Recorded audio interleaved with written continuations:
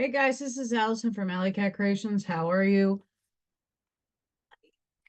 Share and subscribe to my channel. And if you get anything from my work at Connect, Dot, and Epiphany, a mind explosion, a new book to read, a new author to explore, please consider supporting my work. All the links are at the bottom of the description. It helps me keep my bills up to date and me fed and me keeping my life going moderately. If you are interested in protection pyramids, this just came out of the mold. Lots of cool gems in this one. It did more of a manly kind of scully with some metals and stuff inside of it. It's kind of cool. Business cards. This is like thick. Desk fun. It has got some new colors going. All this fun stuff is on my website, alleycatcreations211.com. Paintings, different types of pyramids, all that stuff, all different sizes. Email me if you're interested in any of it. I do everything privately. So go through there. I also got some coasters. These are fun. Got my coffee. The Secret Doctrine by Blavatsky. We finished book 1. Now we're going to start book 2. How exciting. This is book 2, part 1.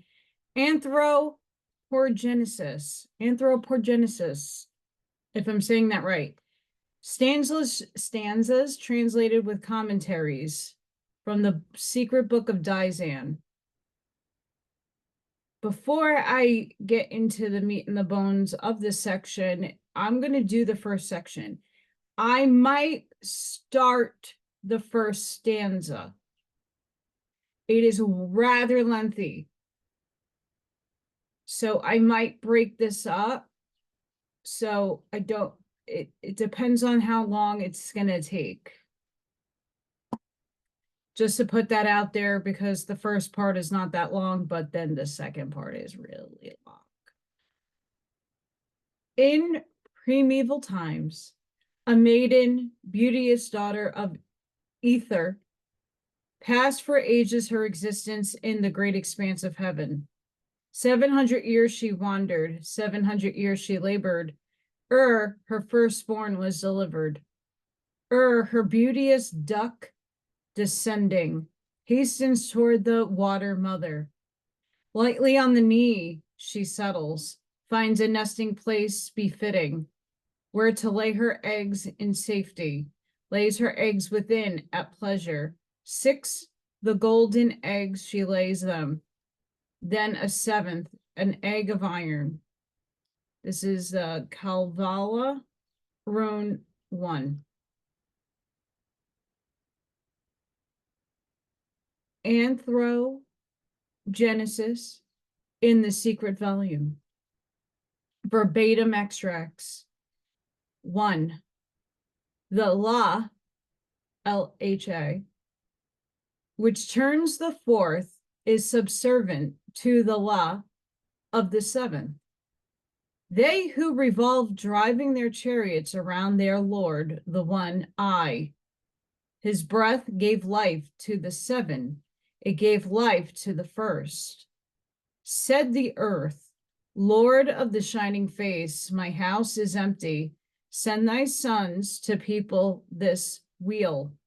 Thou hast sent thy 7 sons to the Lord of wisdom.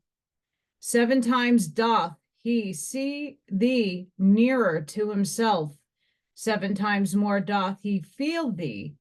Thou hast forbidden thy servants the small rings to catch thy light and heat, the great bounty to intercept on its passage. Said now to thy servant the same. Said the Lord of the shining face, I shall send thee a fire when the work is commenced. Raise thy voice to other lokas. Apply to the Father, the Lord of the Lotus, for his sons. Thy people shall be under the rule of the fathers. Thy men shall be mortals. The men of the Lord of wisdom, not the lunar sons, are immortal. Cease thy complaints. Thy 7 skins are yet on thee. Thou art not ready. Thou men are not ready. After great throes, she cast off her old 3 and put on her new 7 skins and stood in her first one. 2. The wheel whirled for 30 koros more. It constructed rupas, soft stones that harden, hard plants that soften, visible from invisible, insects and small lives. She shook them off her back whenever they overran the mother. After 30 crows, she turned round. She lay on her back, on her side. She would call no sons of heaven. She would ask no sons of wisdom. She created from her own bosom. She evolved watermen, terrible and bad. The watermen, terrible and bad, she herself created from the remains of other, from the dross and the slime of her first, second, and third, she formed them. The Dhyani came and looked. The Dhyani from the bright father, mother, from the white regions they came, from the abodes of the immortal mortals. Displeased they were, our flesh is not there. No fit rupas for our brothers of the 5th. No dwelling for the lives. Pure waters, not turbid, they must drink. Let us dry them. The flames came, the fires with the sparks, the night fires and the day fires. They dried out the turbid, dark waters. With their heat, they quenched them. The laws of the high, the Lamayan of below came. They slew the forms which were 2 and 4-faced. They fought the goat men and the dog-headed men and the men with fishes' bodies. Mother water, the great sea swept. She arose, she disappeared in the moon, which had lifted her, which had given her birth. When they were destroyed, Mother Earth remained bare. She asked to be dried. 3. The Lord of the Lords came. From her body, he separated the water. And what was heaven above? The first heaven. The great Kohans called the lords of the moon, of the airy bodies. Bring forth men, men of your nature. Give them their forms within. She will build coverings without. Males, females will they be. Lords of the flame also. They went each on his allotted land, 7 of them, each on his lot. The lords of the flame remains behind. They would not go. They would not create. 4. The 7 hosts, the will-born lords, propelled by the spirit of the life-giving, separate men from themselves, each on his own zone. 7 times 7 shadows of future men were born, each of his own color and kind, each inferior to his father. The fathers, the boneless, could give no life to begins with bones. Their progeny were bruta, with neither form nor mind. Therefore, they are called the Kaya. And I'm sorry if I'm mispronouncing any of these names. How are the Mansua born? The Manas with minds, how are they made? The Father called to their help their own fire, which is the fire that burns in earth. The spirit of the earth called to his help the solar fire.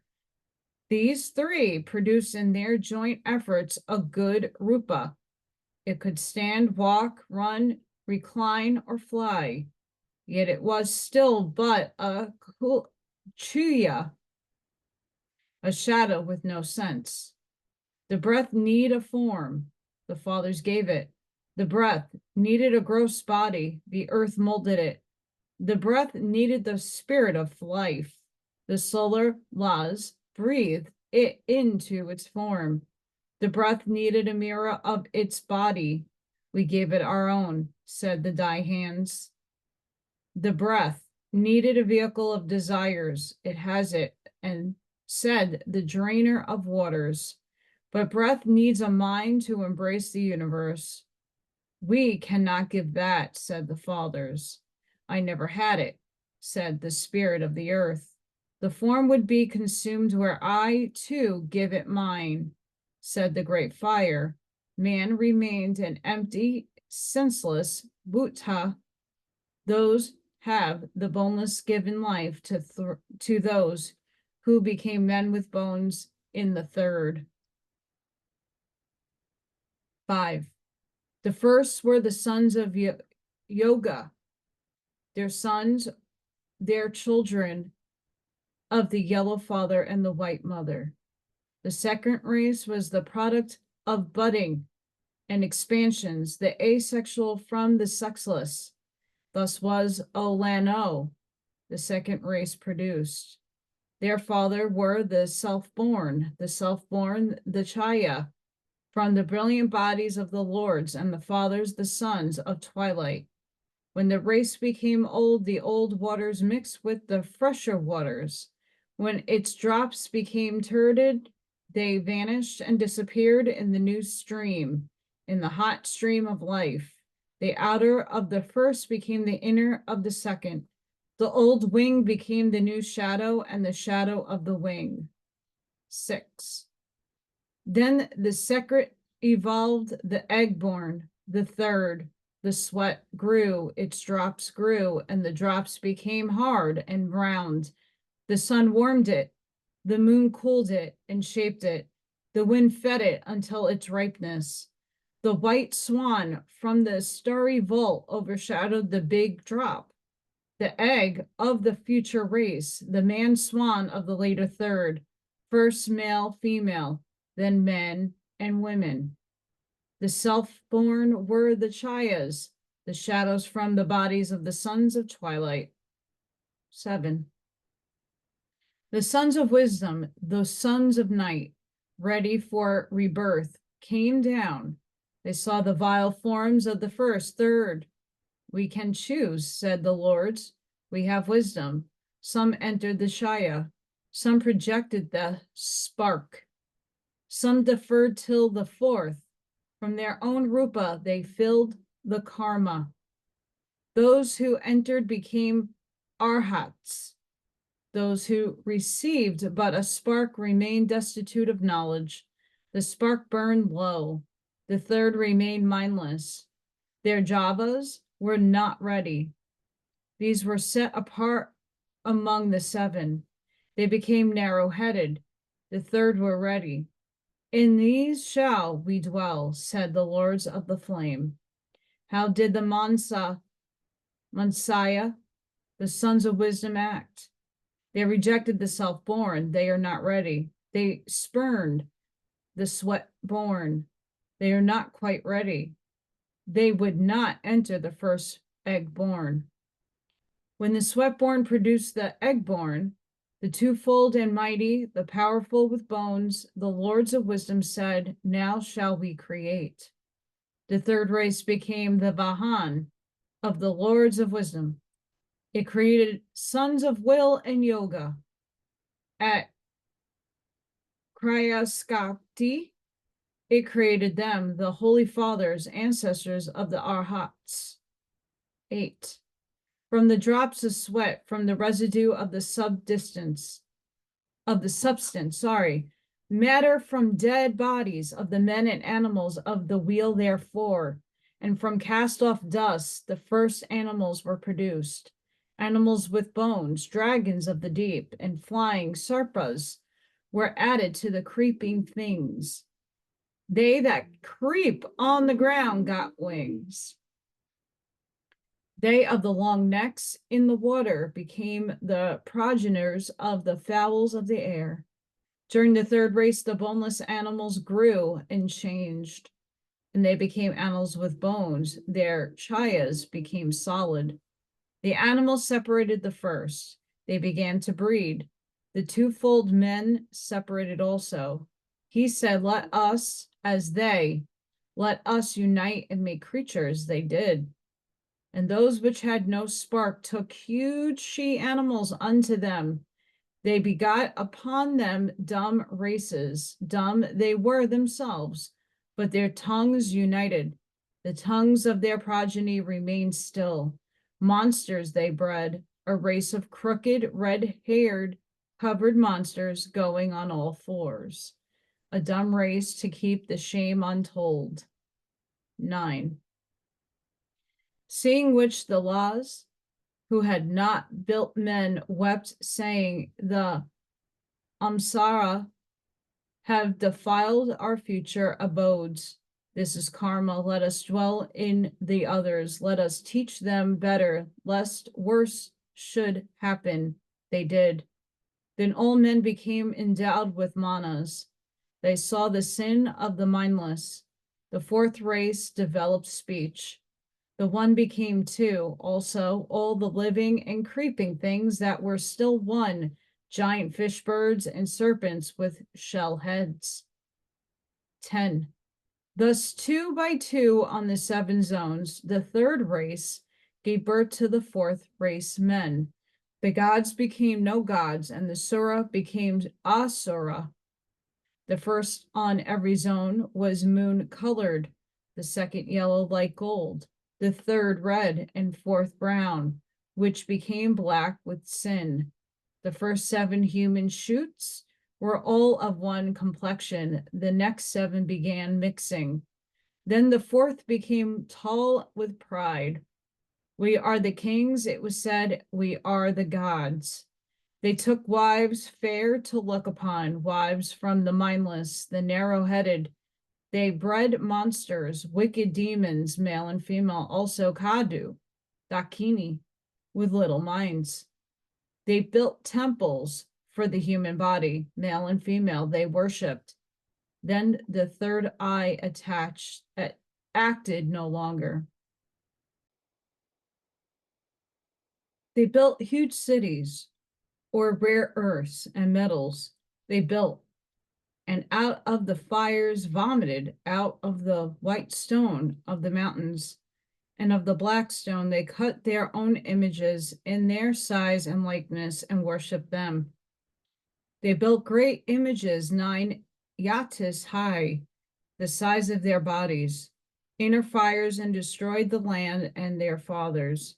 The water threatened the fourth. The first great waters came, they swallowed the 7 great islands. All holy saved, the unholy destroyed, with them most of the huge animals produced from the sweat of the earth. 12. Few men remained, some yellow, some brown and black, and some red remained. The moon-colored were gone forever. The fifth produced from the holy stock remained. It was ruled over by the first divine kings, who redescended, who made peace with the fifth, who taught and instructed it.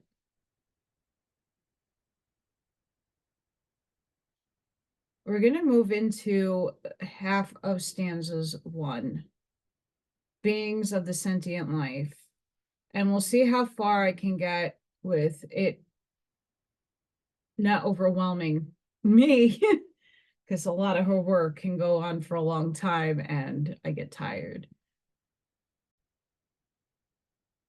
The law, or spirit of the earth, invocation of the earth to the sun, what the sun answers, transformation of the earth.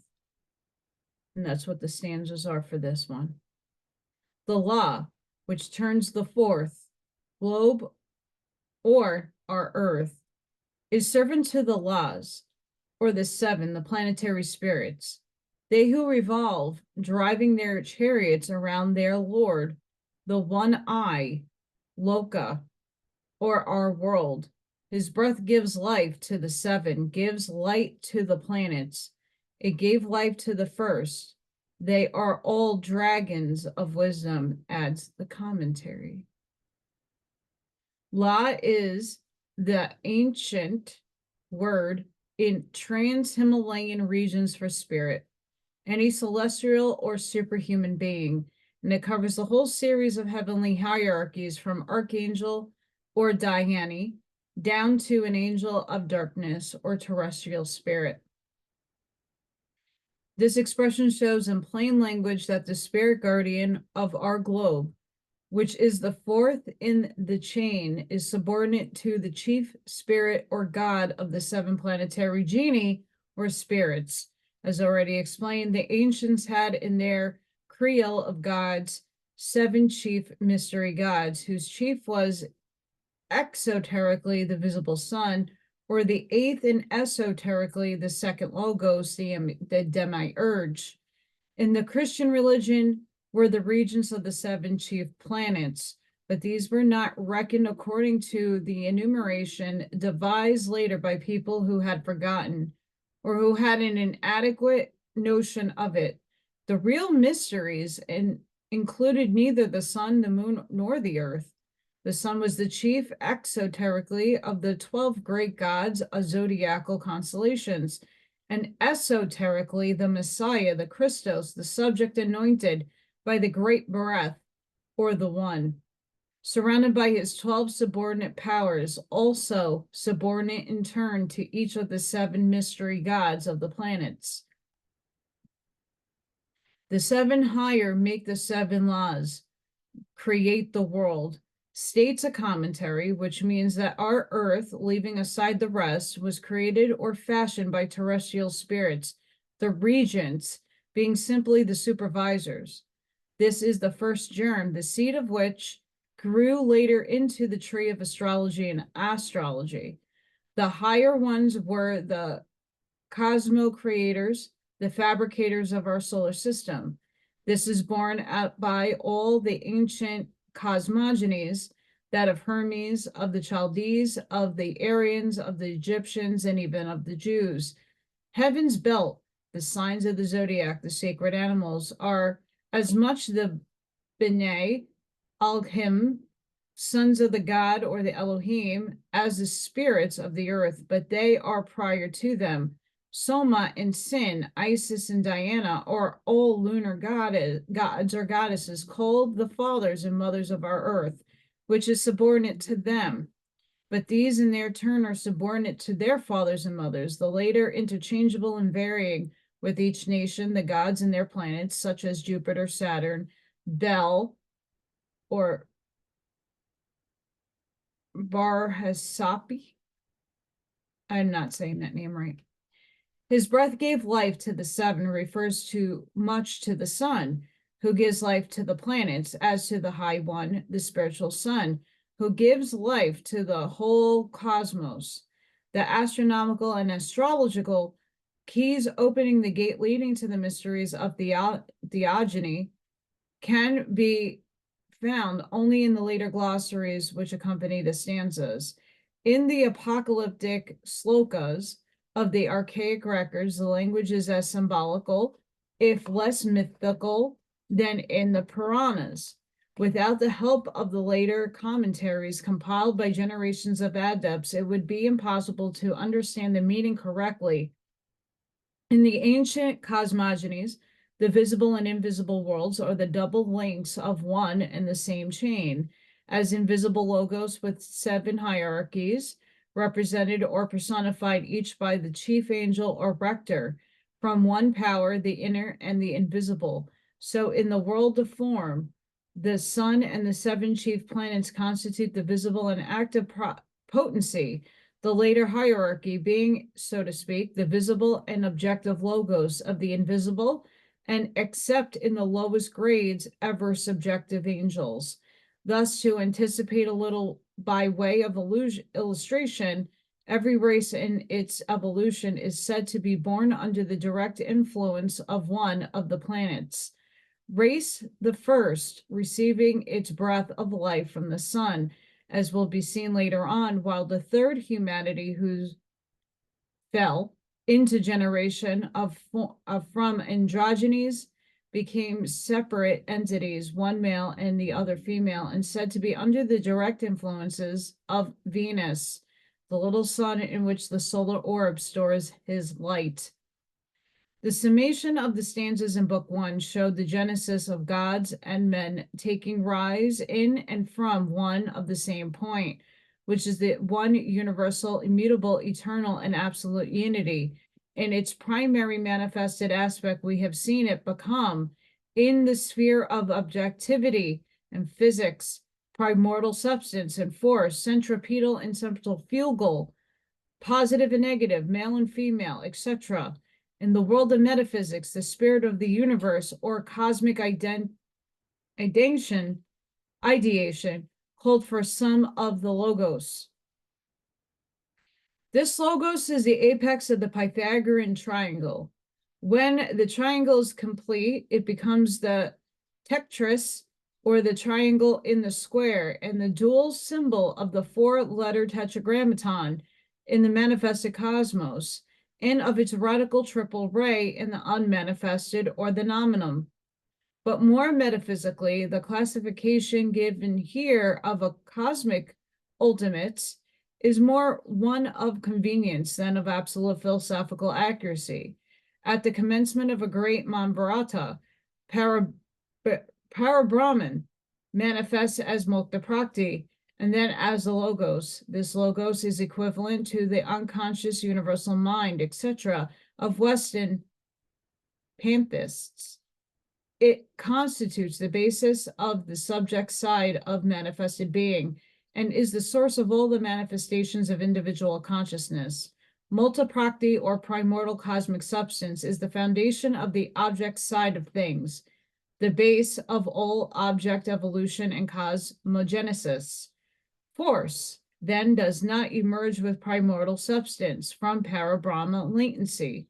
It is the transformation into energy of the supra-conscious thought of the logos, infused, so to speak, into the objection of the latter, out of potential latency in the one reality. Hence spring the wondrous laws of matter. Hence the primal impress, so vainly discussed by Bishop Temple. Force, thus, is not synonymous with the first objectification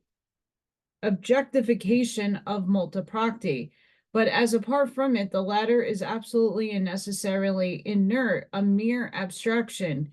It is unnecessary to weave too fine a cobweb, a subtly.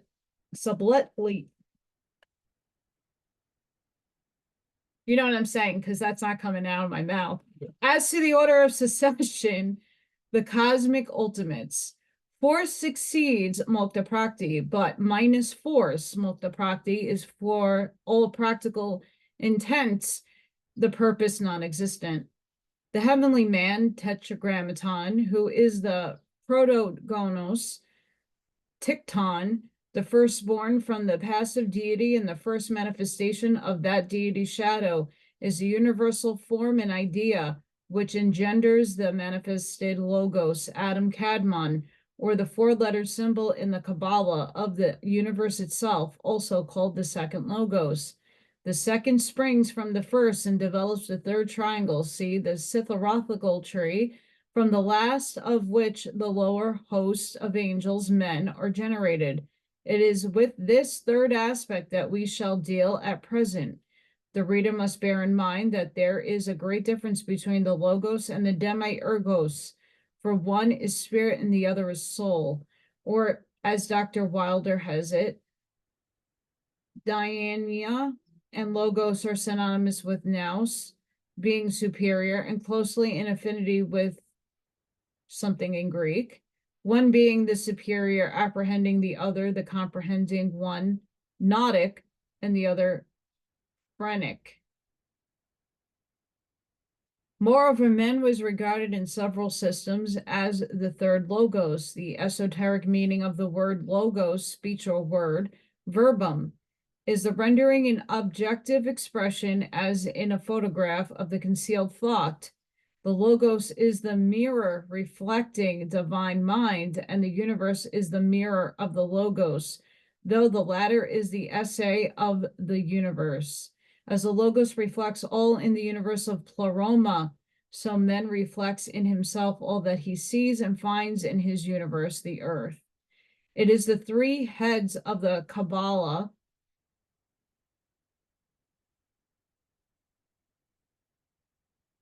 It's in another language.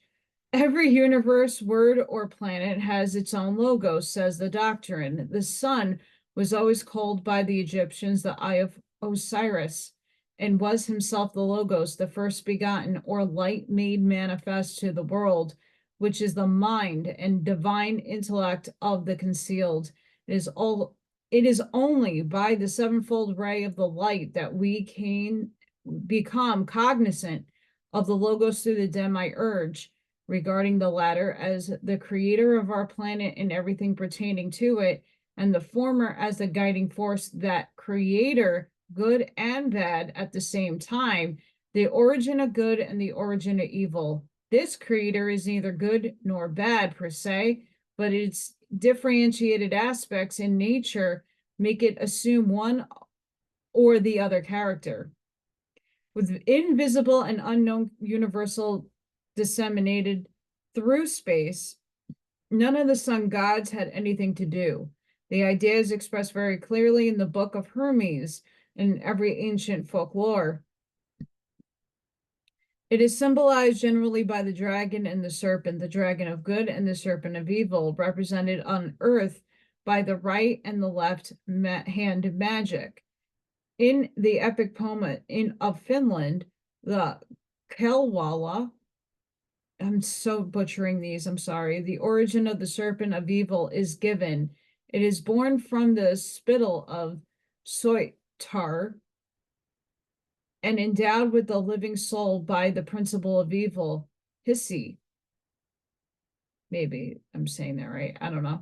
A strife is described between the two, the thing of evil, the serpent or sorcerer, and Ahti, the dragon, magic, lemon canyon, whatever. The latter is one of the seven sons of Ilmatar, the virgin daughter of the air, she who fell from heaven into the sea before creation, spirit transformed into the matter of sensuous life. There is a world of meaning and occult thought in these few lines, admirably rendered by Dr. J.M. Crawford of Cincinnati. The hero, Lemon Kayanin, sorry if I'm butchering that, the good magician, hews the wall with might of magic, breaks the palisade in pieces, hews to atoms 7 pickets, chops the serpent wall into fragments. When the monster little head heating, when the monster little heating pronounces with the mouth of venom at the head of Lemon Canyon, but the hero, quick recalling, speaking the master words of knowledge, words that came from distant ages, words his ancestors had taught him.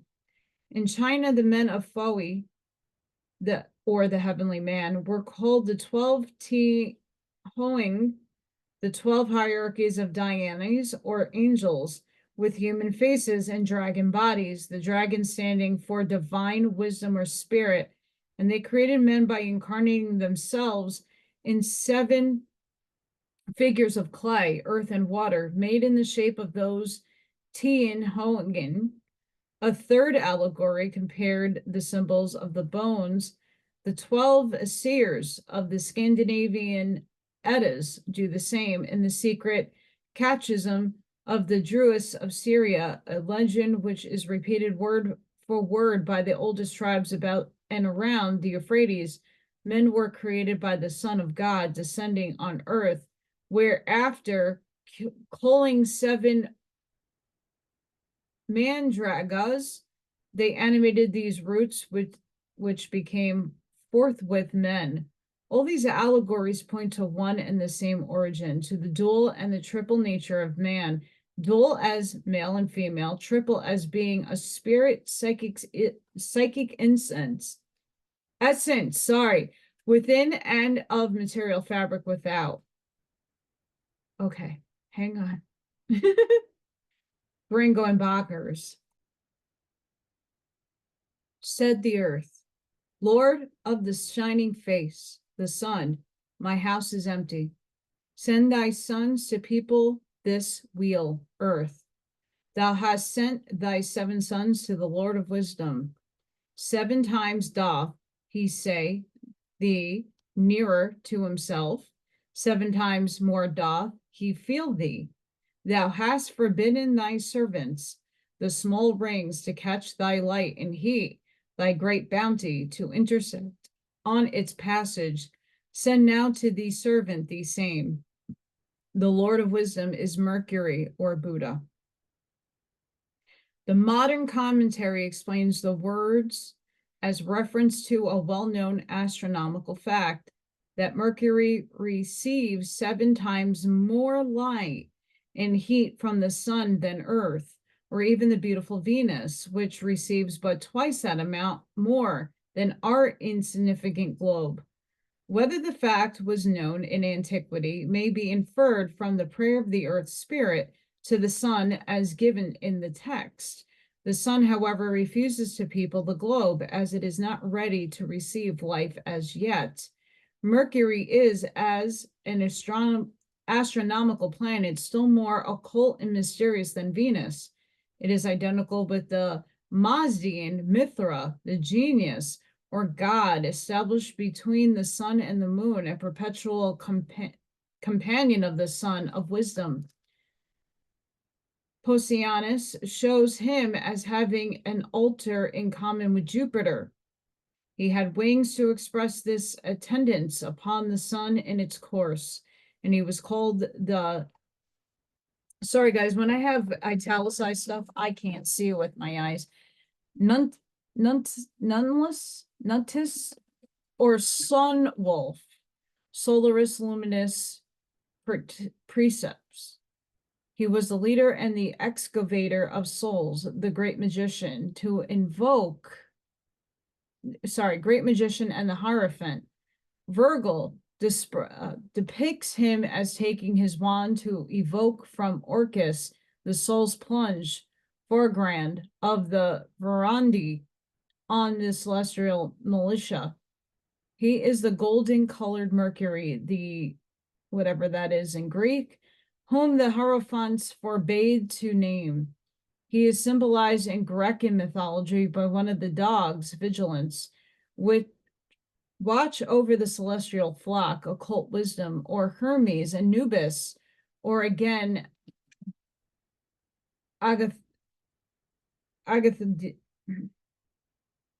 demon. Put those together, because that's not coming out either. He is the Argus watching over the earth, in which the latter mistakes for the sun itself. It is through the intercession of Mercury that the Emperor Julian prayed to the occult sun every night, for as says Vossius, all the theologians agree to say the Mercury and the sun are one. He was the most eloquent and the most wise of all the gods, which is not to be wondered at, since Mercury is in such close proximity to the wisdom and the word of God, the sun, that he was confused with both. Hermes, Magus of the Greeks, is closely related to the Hindu Saran and Saramia, the divine watchman who watches over the golden flock of the stars and solar rays. In the clearer words of the commentary, the globe propelled onward by the spirit of the earth and his 6 assistants gets all its vital forces, life, and powers through the medium of the 7 planetary Dianas from the spirit of the sun. They are the messengers of light and life. Like each of the 7 regions of earth, each of the 7 firstborn, the primordial human groups, receives its light and life from its own especial dhyani, spiritually, and from the palace house, the plant, and from the dhyani physically, so that the 7 great races to be born on it.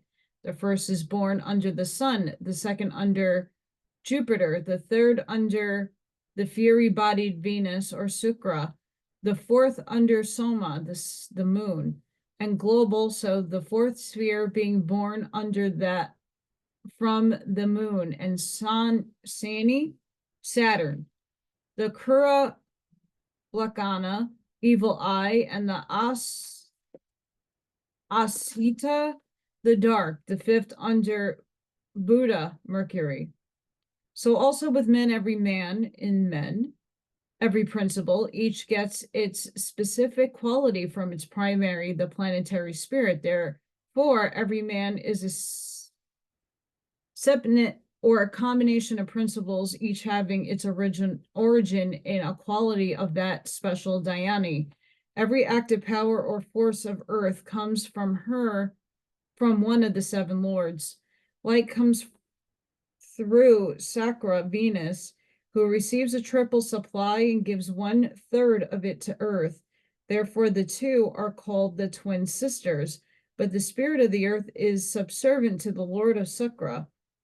Our wise man represented the 2 globes, one over the other, under the double sign, the primeval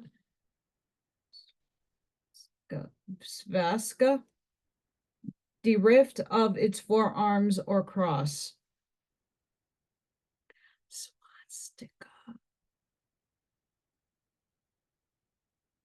Swastika. Said and spelled differently.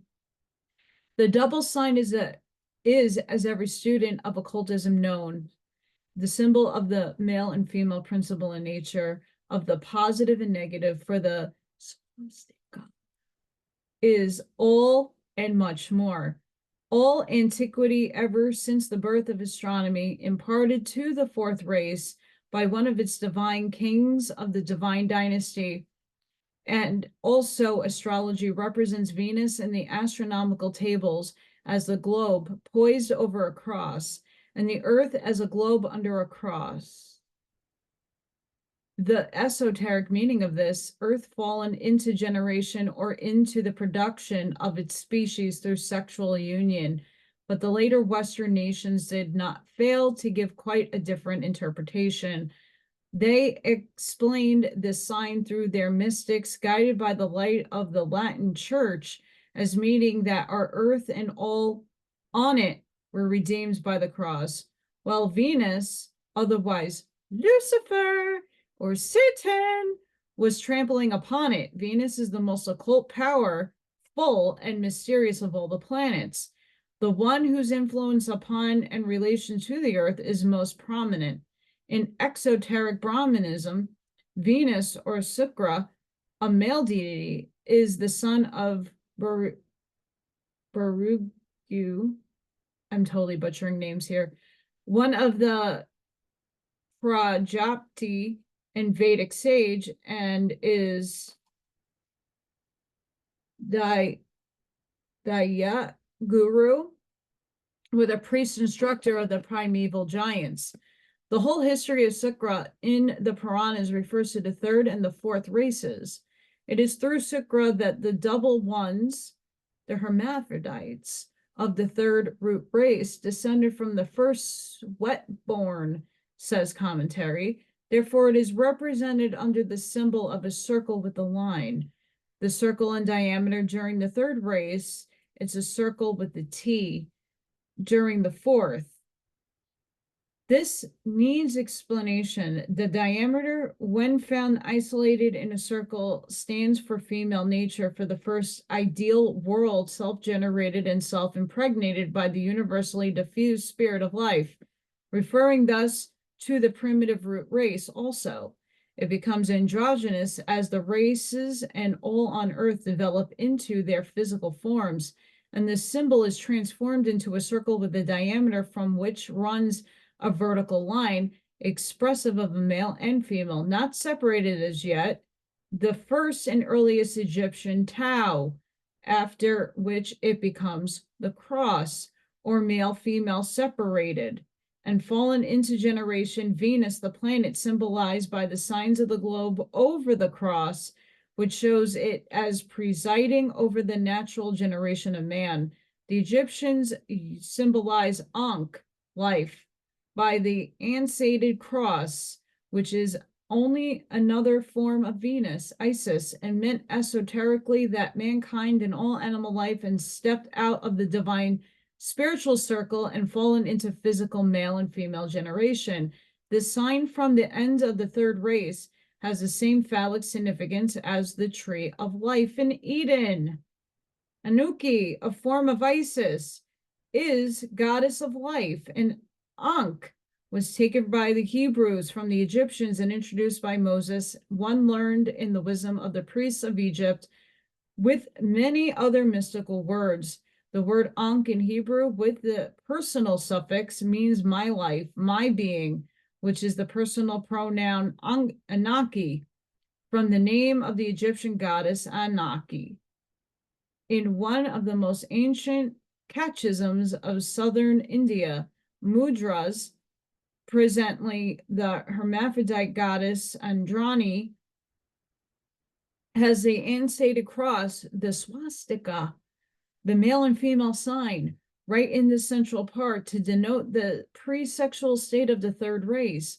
Vishnu, who is now represented with a lotus growing out of his navel, or the universe of Brahma evolving out of the central point, Nara, is shown in one of the oldest carvings as double-sexed, Vishnu and Lakshmi, standing on one lotus leaf, floating on the water, which water rises in a semicircle and pours through the swastika, the source of generation, or the descendant of man.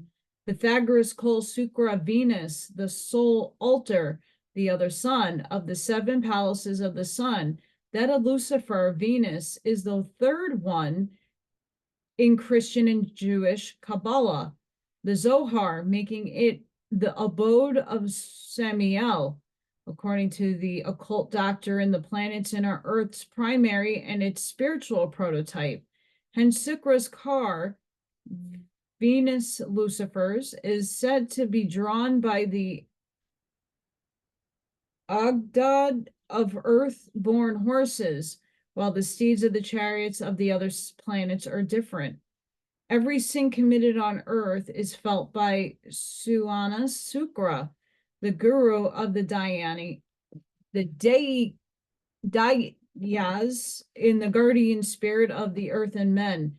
Every change on Sukra is felt and reflected by the earth. Sukra, or Venus, is thus represented as the preceptor of the Daityas. Sorry, guys, I can't pronounce that word for the life of me, and it's probably easy.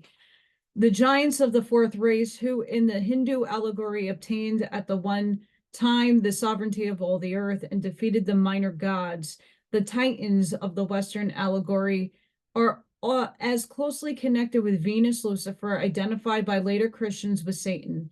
Therefore, as Venus, equally with Isis, was represented the cow's horns on her head, the symbol of mystic nature, and one that is convertible with, significant of the moon. Since all these were lunar goddesses, the configuration of the planet is now based by theologians between the horns of the mystic Lucifer. It is owing to the fanciful interpretation of the archaic tradition, which states that Venus changes simultaneously geographically with the Earth, that whatever takes place on the one takes place on the other, that many and great were their common changes. It is for this reason that St. Augustine repeats it, applying to the several changes of configuration, color, and even of the orbital paths to the theology woven character of Venus Lucifer. He even goes so far in this pious fancy as to connect the last changes of the planet with the Nakian and mystical deluge, alleged to have taken place 1796 year BC.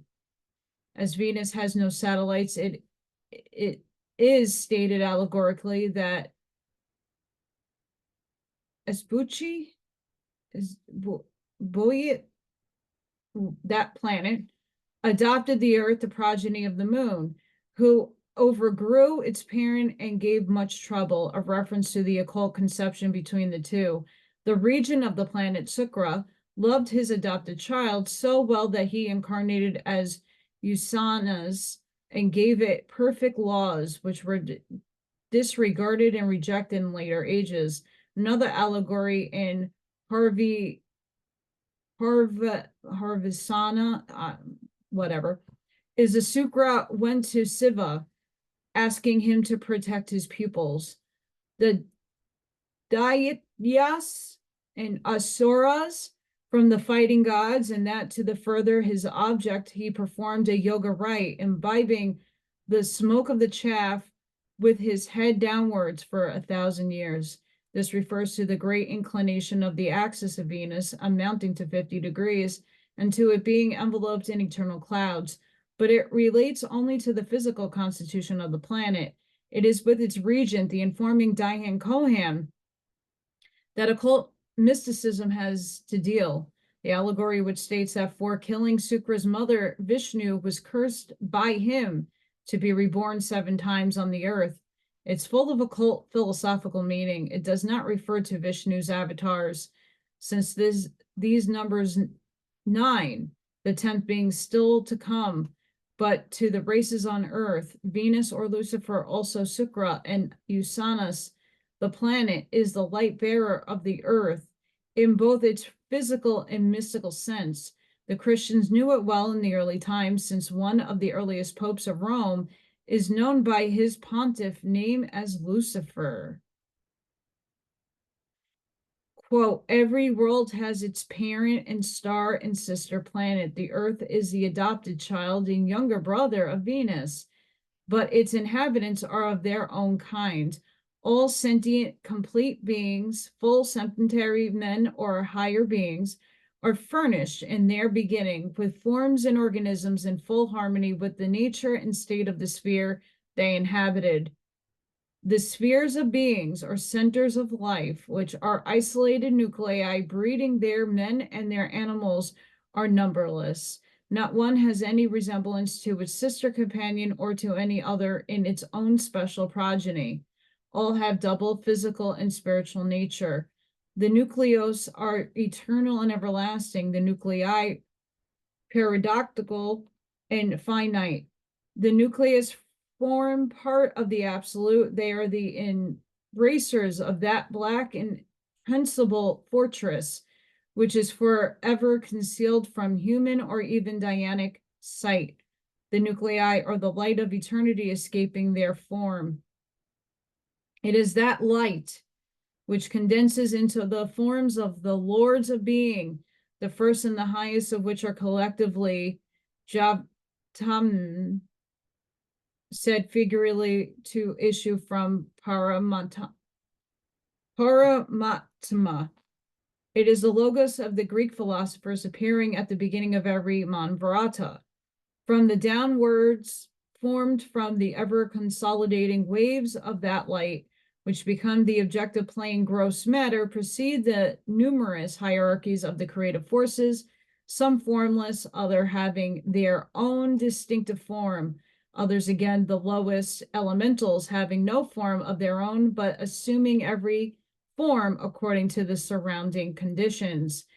Thus, there is but one absolute yapati basis in the spiritual sense from on in which are built for Manvaratic purposes the countless basis centers on which proceed the universal cyclic and individual evolutions during the active period.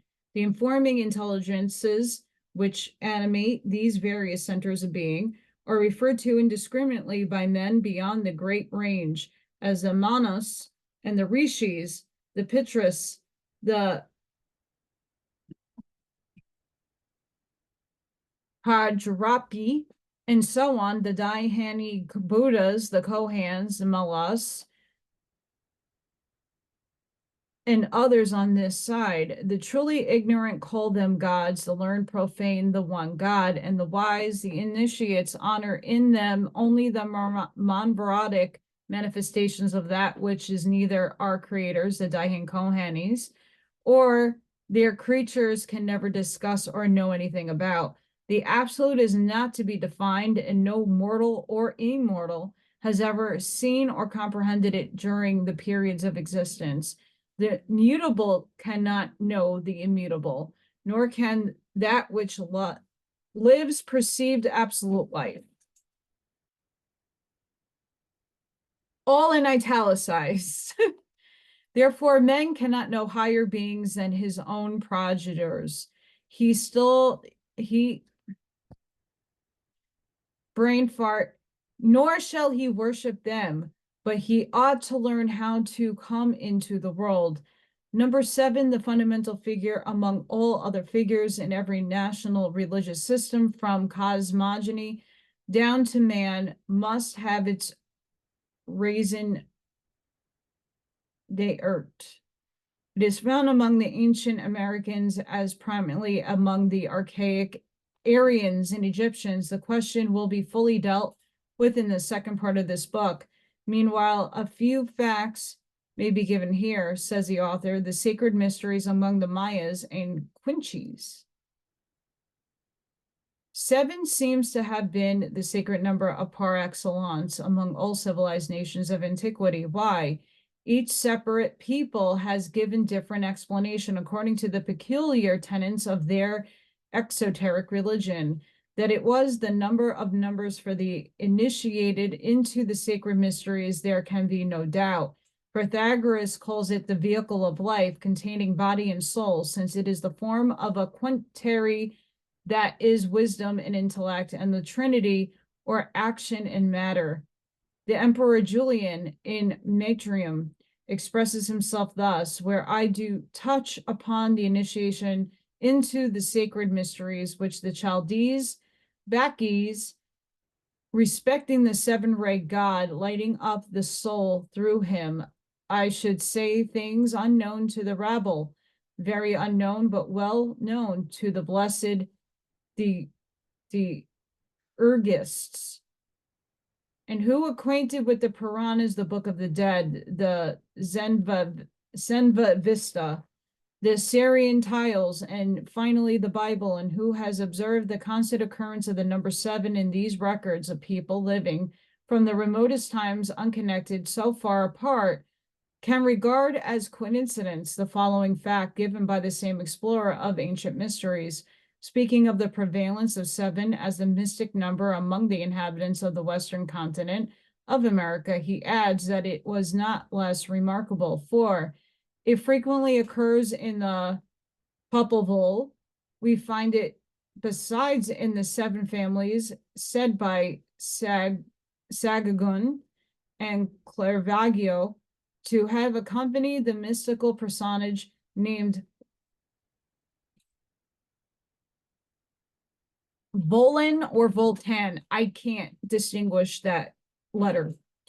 The reputed founder of the great city of Nakan, identified by some of the Planic, in the 7 caves from which the ancestors of the whatever are reported to have emerged in the 7 cities of Cibola, described by, I feel like I'm reading a waspy, sorry guys, Corando Niza, in the 7 Antilles, in the 7 heroes who are told escaped the deluge. Heroes, moreover, whose number is found in the same in every deluge story from the 7 rishis, who were saved with Avivas Manu, another name I can't pronounce, down to Noah's Ark, into which beasts, fowls, and living creatures were taken by 7s. Thus we see the figures 1, 3, 5, 7 as perfect because thoroughly mystic numbers playing a predominant part in every cosmogony and evolution of living beings. In China, 1, 3, 5, 7 in called celestial numbers in the canonical book of changes. The explanation of it becomes evident when one examines the ancient symbols of all these are based upon and start from the figures given from the archaic manuscript in the proem of Book 1. The symbol of evolution and fall into generation or matter is reflected in the old Mexican sculptures or paintings as it is in the Kabbalistic Sitharoth and the Egyptian Tau. Examine the Mexican MSS. You will find in it a tree whose trunk is covered with 10 fruits ready to be plucked by a male and female, one on each side of it, while from the top of the trunk 2 branches shoot horizontally to the right and left, those forming a perfect T, Tau. The ends of the 2 branches, moreover, each bearing a triple bunch, with the bird of immortality, Atman, or the divine spirit, sitting between the 2 and thus making the 7th. This represents the same idea as the Sitharothal tree, 10 in all, yet the separate from its upper triad, leaving 7. These are the celestial fruits, the 10 or the circle 1. 10, born out of the 2 invisible male and female seeds, making up the 12, or the dodecahedron of the universe. The mystic system combines the 2 central point, the 3 or triangle, to the 5 pentagram, and the 7 square triangle, or again, the seal of Solomon, the Star of Solomon, the triangle in the square, and the synthesizing point in the interlaced double triangles. This is for the world of the archetypes. The phenomenal world receives its culmination of the reflex of all in man. Therefore, he is the mystic square in his metaphysical aspect, the Tetris, and becomes the cube on the creative plane. His symbol is the cube unfolded and 6 becoming 7, or the cross, 3-way crossways. The female 4 vertical, and this is man, the culmination of the deity of earth, whose body is the cross of flesh, on through and in which he is ever crucifying and putting to death the divine logos or his higher self. The universe says every philosophy and cosmogony hath a ruler collectively set over it, which is called the word logos. The fabricating spirit, it's its queen, which 2 are the first power after the 1. These are the spirit and nature, which 2 form our illusory universe. The 2 inseparables remain in the universe of ideas so long as it lasts, and then merge back into Parabrahman, the one ever changeless. The spirit, whose essence is eternal, one and self-existent, emanates pure ethereal light, a dual light not perceivable to elementary senses. In the Puranas, in the Bible, it is the Sefer Jizra, the Greek Latin hymns, in the Book of Hermes, in the Chaldean Book of Numbers, in the exotericism of Lao Tse, everywhere in the Kabbalah, which explains the secret meaning of Genesis. This light is a dual man, or the androgyny, rather than sexless angels, whose generic name is Adam Kadmon. It is they who complete man, whose ethereal form is emanated by other divine but far lower beings, who solidify the body with clay or the dust of the ground, an allegory indeed, but as scientific as Darwinism, evolution, and more true.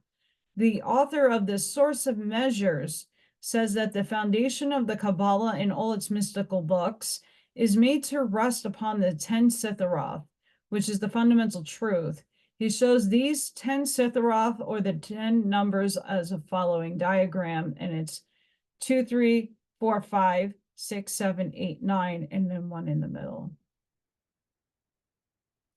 Where in the circle is the naught.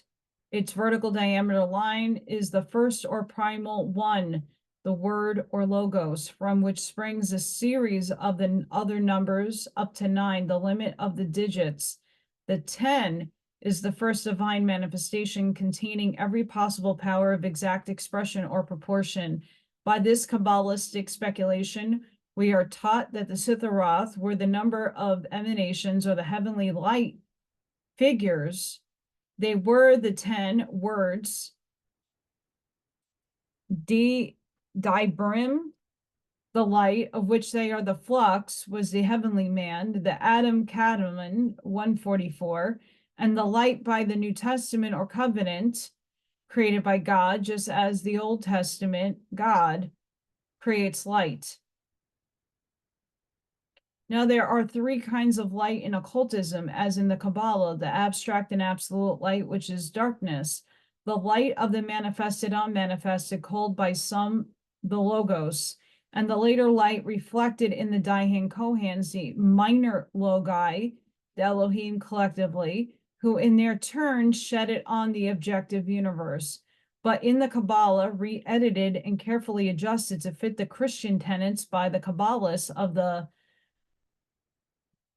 13th century, the three lights are described as the clear and penetrating, that of Jehovah, reflective light, and light in the abstract. This light, abstractly taken in metaphysical or symbolical sense, is Elohim, God, while the clear penetrating light is Jehovah. The light of Elohim belongs to the world in general. It is allness and general fullness. But the light of Jehovah is the pertaining to the chiefest production man, whom the light penetrated and made. The author of the Source of Measures predentively refers to the reader Inman's ancient faiths embodied in ancient names. There are engravings of Vesica Pisces, Mary, and the female emblem copied from a rosary of the Blessed Virgin, printed in Venice, 1542, and therefore an Unman remarks, with a license from the Inquisition, consequently orthodox, will show the reader that the Latin Church understood by this penetrating power of light and its effects, how sadly disfigured applied as they were to the grossest anthropomorphic conceptions, having become under Christian interpretation the noblest and grandest as the most exalted ideas of deity of the Eastern philosophy.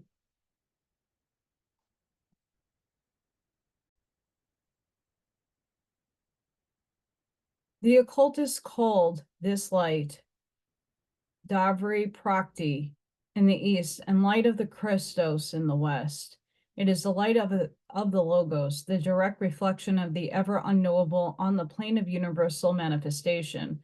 But here is the interpretation thereof given by the modern Christians from the Kabbalah, as declared by an author just cited: to the fullness of the world in general, with its chiefest content, men, the term Elohim Jehovah applies.